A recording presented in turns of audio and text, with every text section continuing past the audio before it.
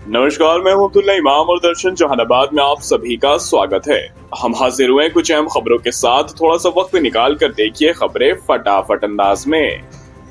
हम खबरों के सिलसिले की शुरुआत करते हैं और पहली खबर पर आते हैं, जहां की जहानाबाद के बेटा गांव में एक व्यक्ति के घर में घुसकर उन्हें गोली मारने का मामला सामने आया है। घटना में घायल हुए व्यक्ति धर्मेंद्र पंडित को इलाज के लिए फिलहाल पटना पीएमसीएच रेफर किया गया है। घटना हुलासगंज थाना क्षेत्र की है। जानकारी के मुताबिक घायल धर्मेंद्र अपने घर के पास में थे, तभी हथियारबंद अपराधी आए और अंधाधुंध फायरिंग शुरू कर दी। इस दौरान धर्मेंद्र को गोली लगी और फिर वारदात को अंजाम देने वाले हमलावर मौके से फरार हो गए।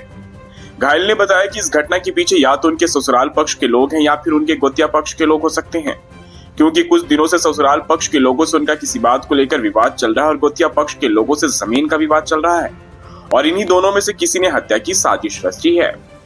इधर इलाज करने वाले डॉक्टरों ने बताया कि घायल की हालत गंभीर थी, तो हमने प्राथमिक उपचार करने के बाद उन्हें पटना पीएमसीएच रेफर किया है। इधर घटना की जानकारी मिलने के बाद पुलिस भी मौके पर पहुंची और एसडीपीओ 2 संजीव कुमार ने बताया कि सभी एंगल से पुलिस मामले की जांच कर रही है और घटना के पीछे क्या वजह है, ये जांच के बाद ये स्पष्ट हो पाएगा। अब आपको हम दूसरी खबर की तरफ लिए चलते हैं, जहां की जहानाबाद के अनवा गांव में संदेहास्पद स्थिति में एक विवाहिता की मौत हो गई है।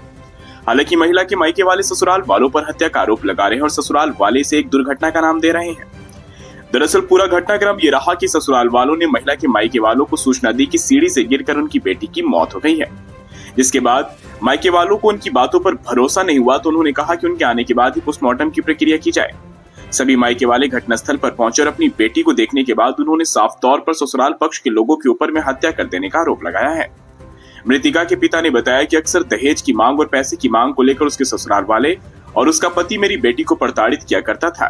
कई बार उसने कहा भी था कि इसे जान से मार दूंगा और आखिरकार उन लोगों ने मेरी बेटी की जान ले ही ली। अब इससे दुर्घटना का नाम दिया जा रहा है।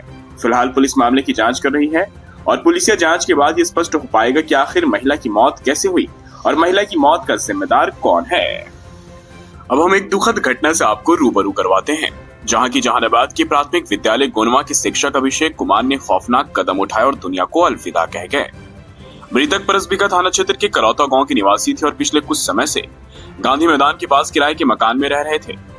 इधर घटना की सूचना मिलते ही मृतक के भाई नीरज कुमार और उनके अन्य परिजन मौके पर पहुंचे तो अभिषेक कुमार को ऐसी स्थिति में देखा। पुलिस को सूचना दी, पुलिस भी मौके पर पहुंची और सभी की मदद से अभिषेक को सदर अस्पताल लाया गया, जहां डॉक्टरों ने देखने के बाद मृत घोषित कर दिया। इधर इस घटना को लेकर 2 अलग अलग कारण सामने आ रहे हैं। कुछ सूत्रों के अनुसार अभिषेक कुमार ने शेयर बाजार में निवेश किया था, जिसमें भारी आर्थिक नुकसान के चलते वे मानसिक तनाव में थे। जबकि मृतक के चाचा विनय कुमार का कहना है कि शिक्षा विभाग की तरफ से बार-बार स्थानांतरण और कार्य का अधिक दबाव उन पर था, जिसके कारण वह डिप्रेशन में चले गए और तो और उन्हें विद्यालय से हटाकर ऑफिस के विभागीय कार्य में उन्हें लगा दिया गया था, जिसके कारण अभिषेक काफी ज्यादा परेशान रहा करते थे। इधर पुलिस का कहना है कि शव का पोस्टमार्टम करा दिया गया है। मामले की जांच की जा रही है और जल्द ही मामले के पीछे के स्पष्ट कारणों का पता लगा लिया जाएगा। फिलहाल घटना से परिवार में कोहराम मचा है और परिजन इस दुखद घटना से पूरी तरह से टूट चुके हैं।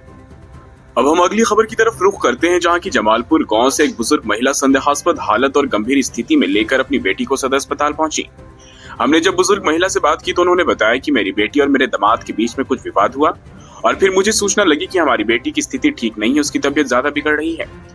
जिसके बाद हम लोग वहां तुरंत उसके घर पहुंचे और वहां से यहाँ इसे अस्पताल लेकर आए हैं।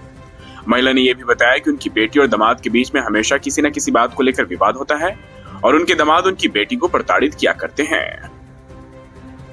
अब आखिरी खबर के बारे में हम आपको बताते हैं। इन दिनों पूरे भारत में वक्फ कानून काफी चर्चा में है। जहां एक तरफ सरकार इसके फायदे को समझाने में लगी है, तो वहीं दूसरी तरफ ज्यादातर अल्पसंख्यक समाज के लोग और उनके नेताओं में इस कानून को लेकर आक्रोश है और सभी इसका विरोध कर रहे हैं। इसी सिलसिले में जहानाबाद जिला जदयू के 2 अल्पसंख्यक के काफी वरिष्ठ और दिग्गज नेताओं का एक साथ इस्तीफा भी आ गया है। जी हां, जिला महासचिव, नगर प्रभारी इकबाल लीडर एवं अल्पसंख्यक प्रकोष्ठ के काफी लंबे अरसे तक जिला उपाध्यक्ष रह चुके हैदर इमाम ने एक साथ प्रेस वार्ता कर जदयू पार्टी से इस्तीफे का ऐलान किया है। दोनों ही नेताओं ने साफ और सीधे तौर पर नीतीश कुमार के खिलाफ नाराजगी जाहिर की। उन्होंने कहा कि 15 और 20 साल से हम लोग जदयू पार्टी के सक्रिय सिपाही के तौर पर काम कर रहे थे, लेकिन जिस तरीके से नीतीश कुमार भाजपा की गोद में जाकर बैठ गए हैं वह कहीं से भी सही और उचित नहीं है। जहां हम लोग को उम्मीद थी कि नीतीश कुमार जिन्हें सेक्युलर नेता के तौर पर हम जानते हैं, वह इस वक्फ कानून का विरोध करेंगे और वहां उन्होंने सदन में साथ दे दिया और इसके समर्थन में वोट किया। इसी बात को लेकर हम लोग नाराज हैं और आज हम लोग पार्टी का दामन छोड़ते हैं। इसके आगे इकबाल लिटन ने यह भी कहा कि आने वाले विधानसभा चुनाव में नीतीश कुमार को इसका खामियाजा भुगतना पड़ेगा। इस बार अल्पसंख्यक समाज ने यह तय कर लिया है कि नीतीश कुमार को एक भी वोट नहीं देना है और अल्पसंख्यक समुदाय में तो इतना आक्रोश है कि अगर नीतीश कुमार की गाड़ी अल्पसंख्यक समाज के इलाके से गुजरेगी तो लोग उनकी गाड़ी तक को भी गुजरने नहीं देंगे।